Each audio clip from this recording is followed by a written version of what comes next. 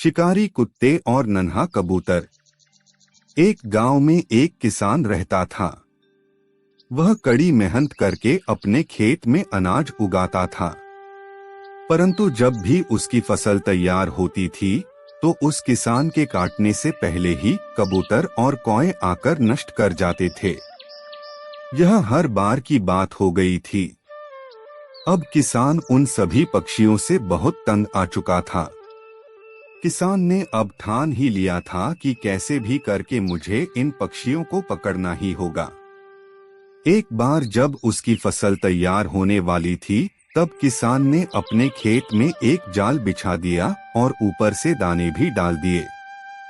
ऊपर से चिड़ियाओं ने देखा, तब उन्हें विश्वास ही नहीं हुआ कि इस बार फसल इतने जल्द पक गई।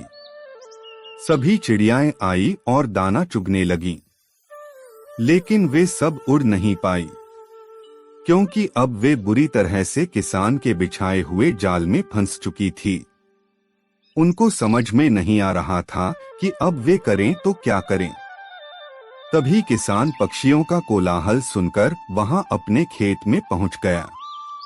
खेत में जब उसने देखा तो जाल में फंसी हुई सारी चिड़ियाएं, काले काले कौए थे। अब किसान को कौओं पर बहुत गुस्सा आया। वह मन ही मन सोच रहा था कि अच्छा तो मेरा नुकसान करने वाले कौए थे, लेकिन अब तो इनके कोलाहल का कोई फायदा ही नहीं है। ये अब कुछ नहीं कर सकते। मैं इनको सबक सिखाकर रहूंगा। अब ये बुरी तरह से मेरे जाल में फंस चुके हैं। तब जाल में से कौओं की काव काव के बीच से एक करुण आवाज आ रही थी। वह आवाज एक नन्हे कबूतर की थी। किसान की नजर उस पर पड़ी। किसान को उस पर दया आई।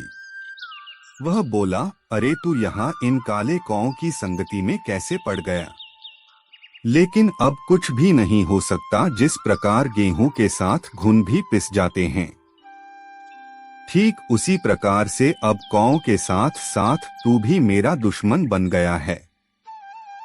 तुझे भी मैं नहीं छोड़ूंगा। इतना कहकर उसने अपने शिकारी कुत्तों को एक इशारा किया।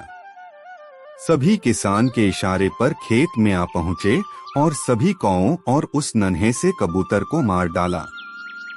आशा करते हैं कि कहानी आपको अच्छी लगी हो।